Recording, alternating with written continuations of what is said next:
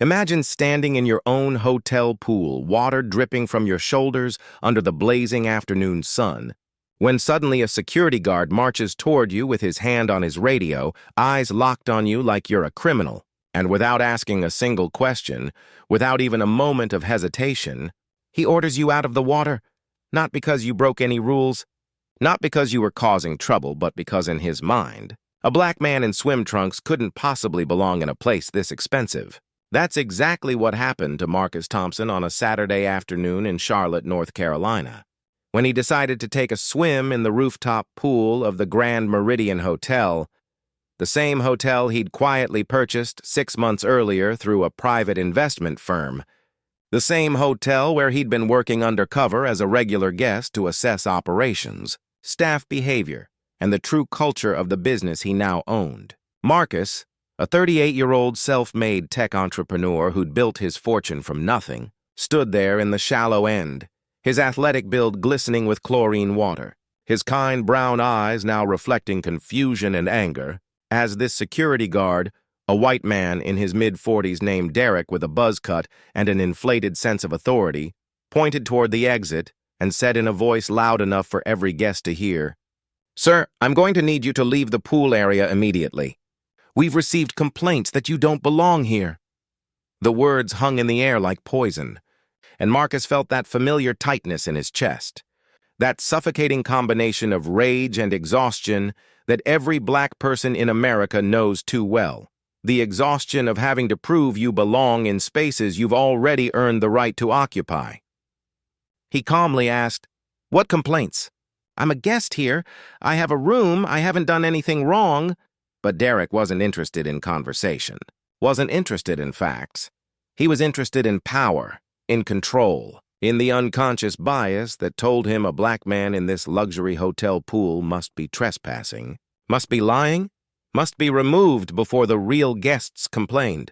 Marcus could see the other guests watching now, some with their phones already recording, others pretending not to notice while their discomfort hung thick in the humid air. And he realized this moment wasn't just about him anymore. It was about every black professional who'd been followed in a store, every black family questioned in their own neighborhood, every black person forced to carry receipts and documentation just to prove their right to exist in spaces that should be open to everyone.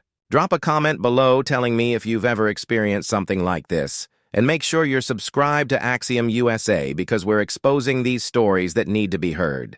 Derek radioed for backup, and within minutes, 2 more staff members arrived, a hotel manager named Patricia, a middle-aged white woman with blonde highlighted hair pulled into a tight bun and a fake customer service smile that didn't reach her eyes, and another security officer who positioned himself like Marcus was some kind of threat. Patricia looked at Marcus with that condescending tone people use when they think they're being professional, but they're really just being discriminatory, and she said, "Sir, hotel policy requires all pool guests to show their room key, and we have reason to believe you're not staying here. So if you could just come with us to the front desk to verify your information, we can clear this up." The implication was crystal clear. They didn't believe a black man could afford to stay here. And even if he could, he must have snuck into the pool area somehow. Marcus took a slow breath, water still dripping from his navy blue swim trunks, his jaw tight with restrained fury, and he said in a voice that was calm but carried an edge of steel, "I'm not going anywhere until you tell me exactly what complaint you received and from whom, because I have every right to be in this pool. And what's happening right now is racial profiling." The word hung in the air like an accusation, and Patricia's fake smile faltered for just a second before she recovered and said with rehearsed corporate speak, "Sir, we don't racially profile at the Grand Meridian. We treat all guests equally, but we do have security protocols, and refusing to cooperate is going to make this situation much worse for you." There it was. The threat, the subtle implication that if Marcus didn't comply, didn't bow down, didn't accept this humiliation quietly, then he would be painted as the aggressive one, the problem, the threat. A few guests started to murmur, and Marcus noticed a young black couple with their daughter watching from the far end of the pool, the mother's hand instinctively moving to grip her husband's arm. both of them knowing exactly what they were witnessing because they'd lived it too in 1,000 different variations. An elderly white man in a lounge chair shook his head and muttered something to his wife, but whether it was in support of Marcus or judgment of him, it was impossible to tell. This is the part of the story where everything could have gone terribly wrong, where Marcus could have been arrested, assaulted, or worse, because we've seen how these encounters end when black people stand their ground in spaces where they're not believed to belong. But Marcus had something these staff members didn't know about, something that would flip this entire situation on its head in the most ironic twist of poetic justice you could imagine. He looked directly at Patricia, his voice steady and clear, and said, "I want you to call the owner of this hotel right now. I want you to bring whoever is in charge of this property down here immediately." Patricia scoffed, actually scoffed, like the idea of bothering the owner over what she clearly saw as a trespassing situation was beneath her, and she replied, "Sir, the owner doesn't deal with day-to-day operations, and quite frankly, this is a matter for security. So you either show your room key right now or we're calling the police." Derek already had his phone out, finger hovering over the dial button, his chest puffed up with the authority of someone who's never been questioned in his entire mediocre life. If you're seeing the injustice in this moment, hit that like button and share this video so Axiom USA can keep bringing you these powerful real-life stories. Marcus could have revealed his identity right then, could have pulled out his wallet and shown them the ownership documents he carried. But something stopped him. Maybe it was the principle of the thing. Maybe it was the need to let this play out just a little bit longer so these people could fully reveal who they really were. Or maybe it was the cameras he knew were recording every second of this encounter, creating evidence that couldn't be denied or explained away later. He said calmly, "Call the police then, I'll wait right here. Because I haven't done anything illegal, and when they arrive, we're going to have a very interesting conversation about discrimination and civil rights." Patricia's eyes narrowed, clearly not expecting this level of composure from someone she'd already decided was guilty, and she made the call, her voice suddenly very official as she reported a situation at the pool with an uncooperative individual. The wait for the police felt eternal. 15 minutes of Marcus standing there dripping wet, arms crossed, while other guests packed up their things and left because who wants to swim while watching a black man get harassed by security, and new guests arrived only to immediately sense the tension and awkwardly settle into chairs far away from the confrontation. The young black couple stayed, though, the father recording on his phone, a silent show of solidarity that Marcus acknowledged with a slight nod. Derek kept watching Marcus like he might suddenly bolt, his hand never far from his radio, his body language screaming that he saw Marcus as a threat rather than a human being with rights and dignity. When the police arrived, 2 officers, one black and one white, you could see the immediate shift in Derek and Patricia's demeanor.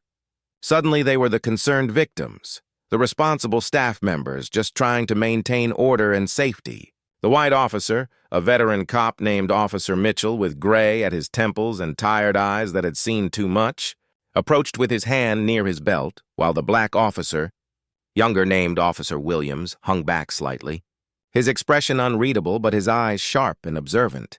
Patricia launched into her explanation, how they'd received complaints, how Marcus refused to show identification, how he became aggressive and confrontational when asked simple questions, lies mixed with half-truths, painting Marcus as the problem while positioning herself as the reasonable professional just doing her job. Marcus waited until she finished, then looked directly at Officer Mitchell and said, "Officers, my name is Marcus Thompson. I'm a guest at this hotel. I was swimming in the pool when security approached me without cause and demanded I leave. I asked what complaint they received, and they refused to tell me. I asked to see their policy about pool access, and they threatened to have me arrested. And what you're witnessing right now is racial profiling, pure and simple." Officer Williams stepped forward then, his voice measured and professional, and asked, "Do you have your room key, sir?" Marcus nodded and pointed to his towel on a nearby chair where his phone and wallet sat, and said, "Everything's right there. My room key, my ID, and several other documents that are going to make this situation very interesting." Patricia interjected quickly. "We asked him to show those multiple times, and he refused. But Marcus calmly replied, No, you demanded I leave the pool and go to the front desk to prove I belonged here. You never asked to simply verify my room key on the spot. You made assumptions about who I was and what I could afford based on how I look. The tension was thick enough to cut with a knife, and Officer Mitchell, to his credit, seemed to sense there was more to this story than a simple trespassing case. He asked Marcus, "Can I see your identification, sir?" And Marcus walked slowly to his chair, acutely aware that sudden movements around police could be deadly for black men, and retrieved his wallet. He handed over not just his driver's license, but also a business card that read, Marcus Thompson, CEO, Thompson Ventures LLC, and a legal document that made Patricia's face go from pink to white in about 3 seconds flat. Officer Mitchell read the document, his eyebrows rising slightly, then looked at Patricia and Derek with an expression that was somewhere between disbelief and secondhand embarrassment. Want to see how this ends? Stay tuned and make sure you subscribe to Axiom USA so you never miss the moment justice is served. Officer Mitchell cleared his throat and said, "Ma'am, are you aware that Mr. Thompson owns this hotel?" The silence that followed was absolutely deafening. You could hear the pool filter humming, hear someone's phone buzzing, hear Patricia's sharp intake of breath as the reality of what she'd done crashed over her like a tsunami. Derek's face went slack, his authoritative posture crumbling as he took a step back, suddenly very interested in his shoes. Patricia stammered, That's impossible. The owner is... We were told... But her voice trailed off, because there was no ending to that sentence that wouldn't make her look worse. Marcus, still dripping wet, still remarkably calm despite everything, said, "The owner is what? White? Is that what you assumed? Because I bought this hotel 6 months ago through a private acquisition, and I've been staying here undercover for the past 3 weeks to evaluate operations, staff professionalism, and whether my investment was sound. Congratulations, you just failed that evaluation spectacularly." The young black father recording this let out a low whistle, and a few guests who'd been pretending not to watch suddenly became very interested in the conversation. Patricia tried to recover, her corporate training kicking in as she said, "Mr. Thompson, I apologize if there was any misunderstanding, but you have to understand, we were just following protocol. We have to verify all guests for security purposes." But Marcus cut her off with a sharp look that said he was done accepting excuses. He said, his voice carrying across the pool area so everyone could hear, "No, you weren't following protocol. You were following your own biases.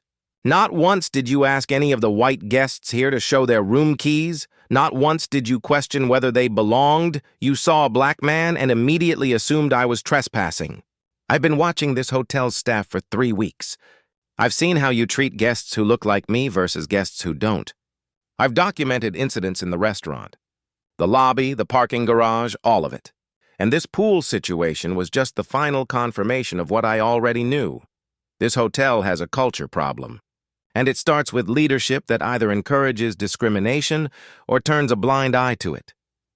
Patricia looked like she might actually faint, her carefully constructed professional image crumbling in real time, and Derek had gone completely silent, probably calculating whether his resume was updated because he knew where this was going. Officer Williams, who'd been quiet this whole time, finally spoke up and said to his partner, "I think we're done here. There's no crime, no trespassing. Just a business owner in his own hotel."